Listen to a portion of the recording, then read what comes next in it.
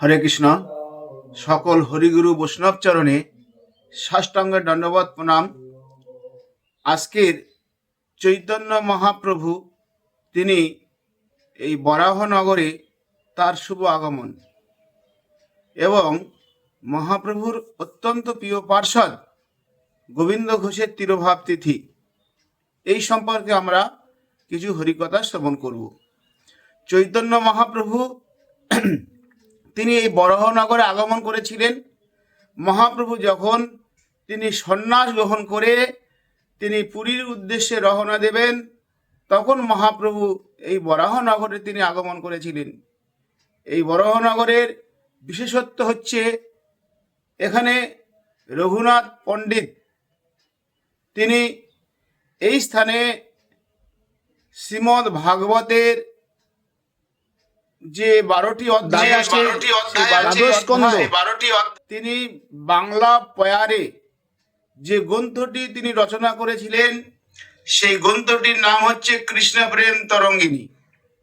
এই কৃষ্ণ প্রেম তরঙ্গিনী মহাপ্রভু সেই গ্রন্থ স্পর্শ করেছিলেন এবং এই রঘুনাথ পণ্ডিতের শ্রীমুখে এই ভাগবত কথা শ্রবণ করেছিলেন। এই ভাগবত কথা শ্রবণ করার পর মহাপ্রভু তাকে একটি উপাধি দিলেন যে রঘুনাথ পণ্ডিত, আজকের থেকে তোমার নাম থাকবে রঘুনাথ ভাগবত আচার্য। মহাপ্রভু তাকে ভাগবত আচার্য নামে ঘোষিত করেছিলেন। তার সুমধুর কণ্ঠে এবং এত সুন্দর যে পয়ার কৃষ্ণপ্রেম তরঙ্গিনী, সেটি মহাপ্রভু আস্বাদন করেছিলেন নিজে মুখে। এবং মহাপ্রভু সর্ব অন্তর্যামী, তিনি জানলেন যে ভাগবতের সংস্কৃত শ্লোক অতি কঠিন, সেটা সকলের বোধগম্য হবে না। তাই রঘুনাথ ভাগবত আচার্য তিনি এই কৃষ্ণ প্রেম তরঙ্গিনী রচনা করেছিলেন। মহাপ্রভু সেটি আস্বাদন করে সেখান থেকে তিনি পুরীর উদ্দেশ্যে রওনা দিয়েছিলেন। আর আজকের আরেকটি মহাপ্রভুর যে ভক্ত, সে হচ্ছে সঞ্জয় গোবিন্দ ঘোষ। সঞ্জয় মুকুন্দ বাসু ঘোষ আদি গায়।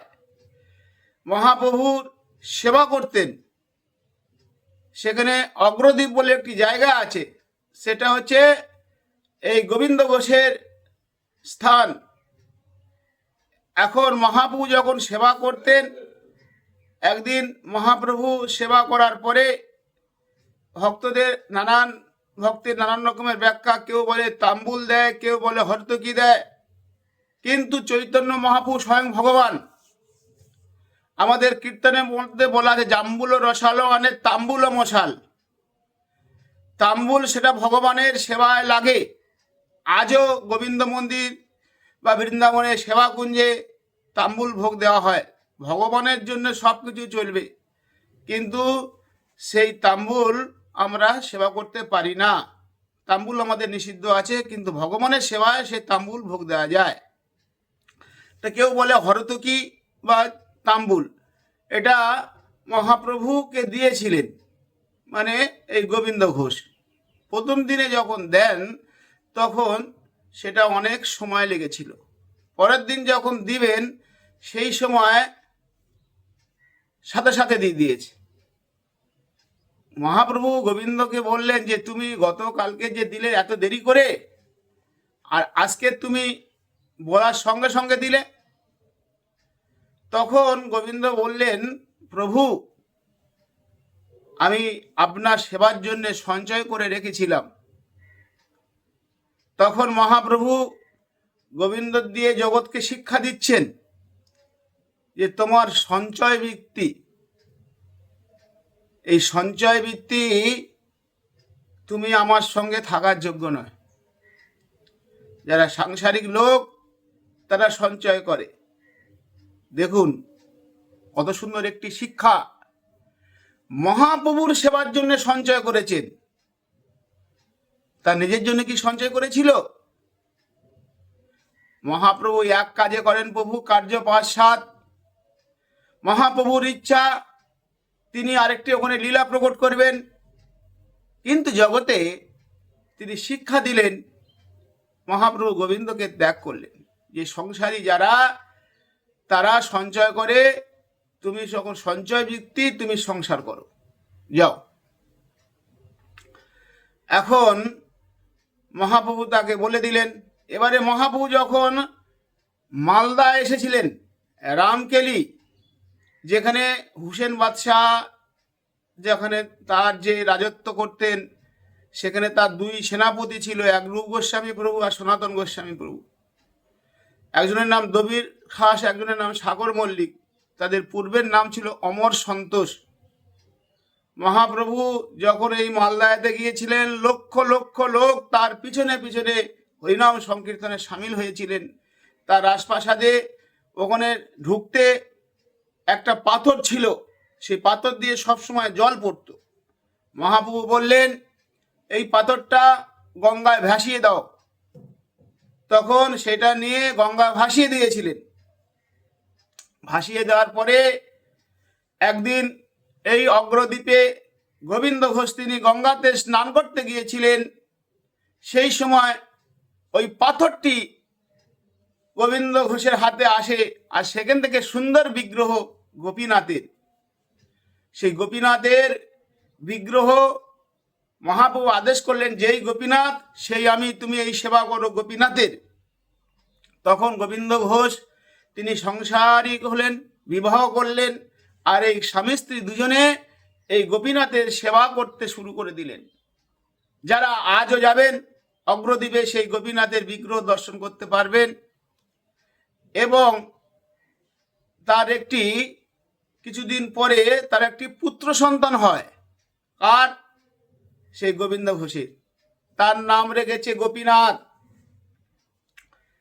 দুর্ভাগ্যের বিষয়, কিছুদিন পরে সেই পুত্রটি মারা যায়।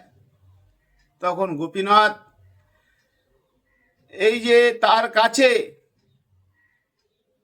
তার গোবিন্দ ঘোষের যে হৃদয়ের ব্যথা ব্যক্ত করছেন, প্রভু কেন তুমি আমাকে সংসার করালে, কেন তুমি আমাকে পুত্র দিলে, আর সেই পুত্রকে কেন তুমি নিয়ে নিলে?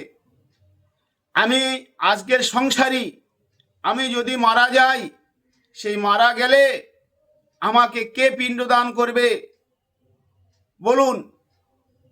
তখন গোপীনাথ বললেন, আমি তোমার পুত্র, তুমি মারা গেলে আমি তোমার পিণ্ডদান করব। তখন মহাপ্রভু যে পরম ভক্ত প্রিয় পার্ষদ গোবিন্দ ঘোষ, তিনি একদিন এই দেহ ত্যাগ করার পরে তার যে পারলৌকিক ক্রিয়া সমস্ত সব কিছু করেছিলেন কে? গোপীনাথ। সেই গোপীনাথের উৎসব অগ্রদ্বীপে, আপনাদের আজও সেই অগ্রদ্বীপে হয়, এবং স্বয়ং গোপীনাথ গিয়ে তার পিণ্ড প্রদান করেন। তা আমরা অনেকে মনে করি যে আমরা নিঃসন্তান, আমাদের কোনো পুত্র সন্তান নাই, আমাদের কে কি করবে? আপনারা যদি এই ভগবানকে যদি পুত্র জ্ঞান করেন, তাকে যদি আপনি মানেন, সেই আপনাকে রক্ষা করবে। আমাদের রক্ষা করার হচ্ছে মালিক ভগবান। তিনি জগতে শিক্ষা দেওয়ার জন্য আজকে তার এই সেই লীলা বিশালভাবে নবদ্বীপ থেকে বেশি দূর নয়, 8 থেকে 10 কিলোমিটারের মধ্যে আছে সেই অগ্রদ্বীপে গোপীনাথের সেই বিশাল মন্দির, এবং তার যে পারলৌকিক ক্রিয়া এই সম্পূর্ণ করেছিলেন গোপীনাথ। হরে কৃষ্ণ।